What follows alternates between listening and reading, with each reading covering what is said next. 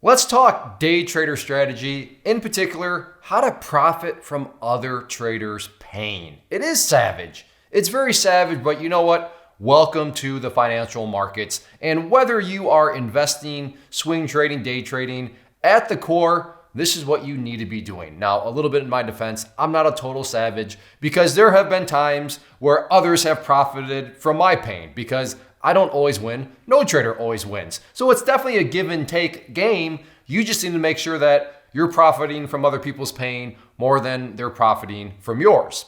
Now, before I go into the chalkboard, just understand I'm not going to stick in front of the chalkboard the whole time and talk theory. I'm going to take you from the chalkboard and then show you one of my live trades that I've recently done. That'll illustrate and walk you through exactly what I was looking for. And now you'll see the description as things play out, and then you'll see how the trade and how the kind of story actually plays out too. But what is your ultimate goal? What should you be doing as a trader? And again, I mean that whether you're day trading or swing trading, or really even investing, probably not as much, but definitely day trading, swing trading.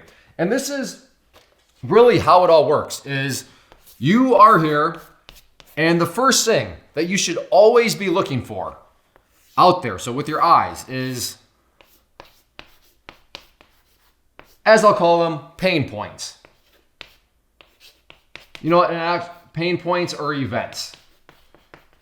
Because what you're about to see was more of an event, not necessarily a point, although it was kind of both. But the idea here is that you want to be looking into the market and find pain areas, pain events, where you can sit there and say, ooh, there's a certain group of people that are probably feeling fill in the blank of some kind of emotion.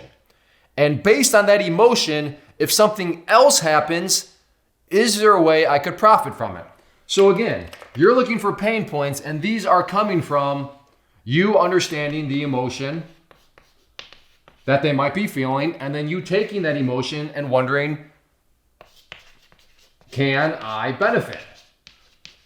And again, that's not how you spell benefit, but whatever.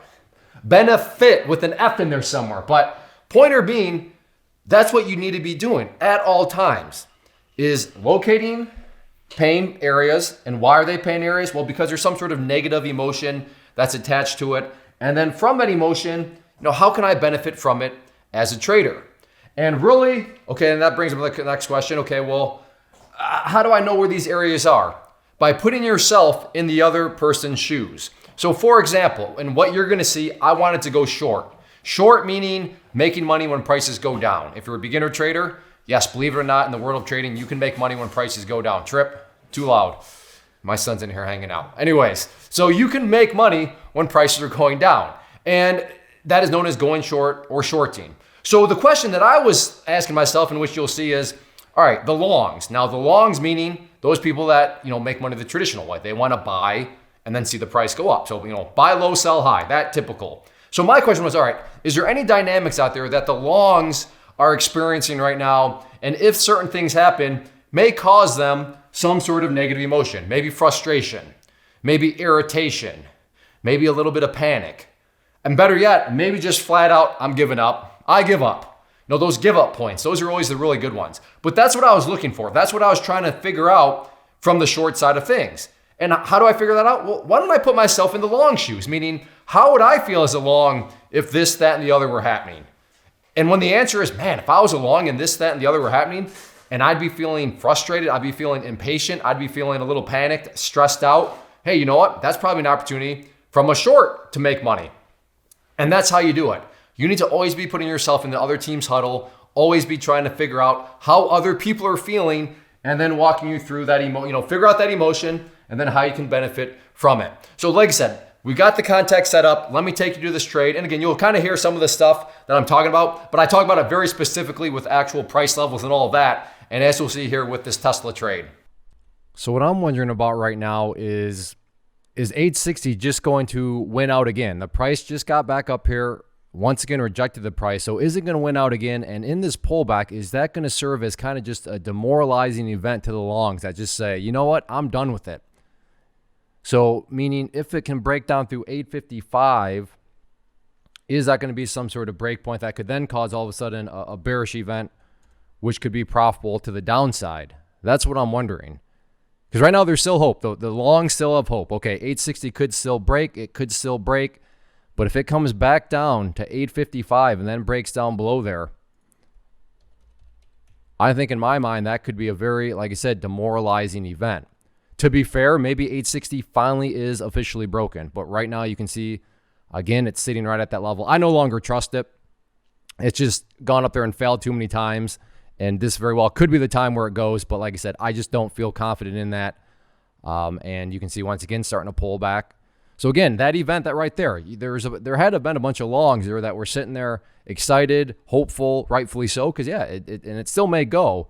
But if this comes back down to the 855 mark, you know, if I was forced to choose one word, I would say demoralized. So that's really my main kind of trade plan out there right now is let's see if that 855 mark can come back into play. But wow, 860, what a stubborn level. You got to think that when it's broken, it's going to go and go quickly. And more so 860, probably 50, because it's broken. It's poked its head up above 860, but never above 860.50. So I will go ahead and pause for now, but that's definitely kind of my thinking in regards to what's going on around the market right now. So we'll see what happens in regards to, you know, kind of this general idea that I'm looking at here. Well, price is kind of coming back down there. Yep. So here, think about it. How are the longs thinking now? Now all of a sudden the price is pulling back again. But I will go ahead and pause.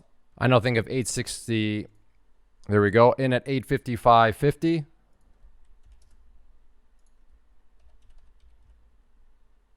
Let's see if we can get some more follow through to the downside here. But at this point, I think the bulls are pretty demoralized.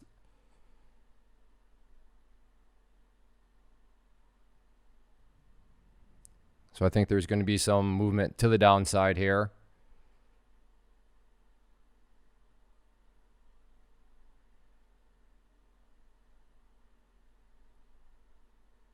The true breakdown point is going to be 854.75. If that can fall, then this should really get going.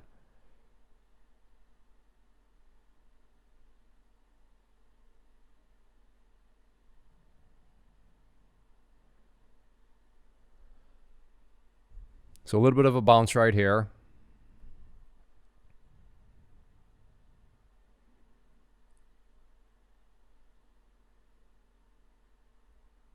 It's Tesla. It's an $800 stock, so clearly a very jumpy stock.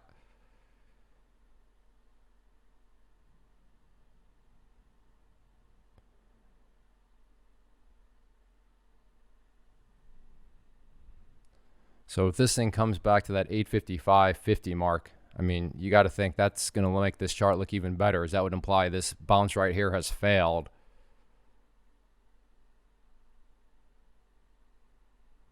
So let's see if it can get back below 856. There we go. Is this now going to be the push downwards? Failed bounce.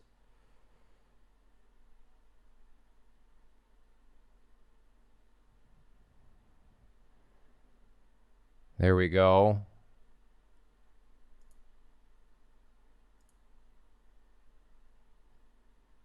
See if we can get some more push. Took some off the table.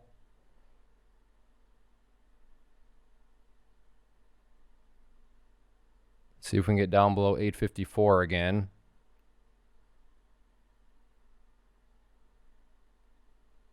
Come on, push.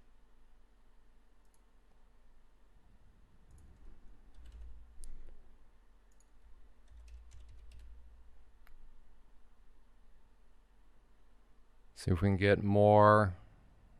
Would love to see it down below 853. I think that's a possibility. There we go. Took out 25 there. Fantastic.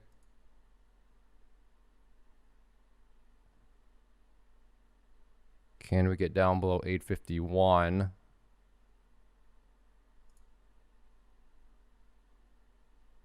And all out there for $371. Crazy overextended move here. But that is exactly, let me take a step back. I don't know if that's exactly what happened, but in my mind, that's what played out there. You had a situation where the longs, they got excited. Okay, pulled back. Okay, bummer. All right, good. Going up there again. Oh, rejected. Tried again. Rejected. Tried again. You can't see it, but look at all these tried again. Each one of these times where the price tried to get up through that level, that is longs getting excited. Oh, wow. Look at it go. Yeah. I mean, I thought this thing would pull back, but did I think, that massive candle would form right there? I did not think that. But regardless, each of those right here, think about what that represented. Excitement, disappointment, excitement, disappointment, excitement, disappointment. And then what does this represent? Then the price came all the way down here. Not only is that disappointment, but it's a much worse disappointment because at least when the price was still up around here, it was okay. That it's disappointing the price didn't break through it, but at least it's still close. At least it's got a chance to still break through it, which is all very true. Wow, look at it go now. Anybody got a time machine? That would be fantastic. But so going back here, but then when the price starts to pull back, now all of a sudden it's just flat out disappointment because you can't sit there and say, well, yeah, I'm disappointed it didn't break, but at least it's still close. No, now not only is it not close, but now what else is it doing? It's also dropping further and further away. And there we have it.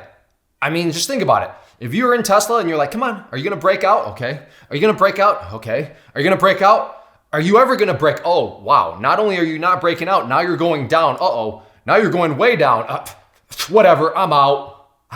And when all those people are getting out, as you saw, that's when I was getting in as a short and making money from that. So that's how you make money. You got to be savage. You got to try to profit from other people's pain.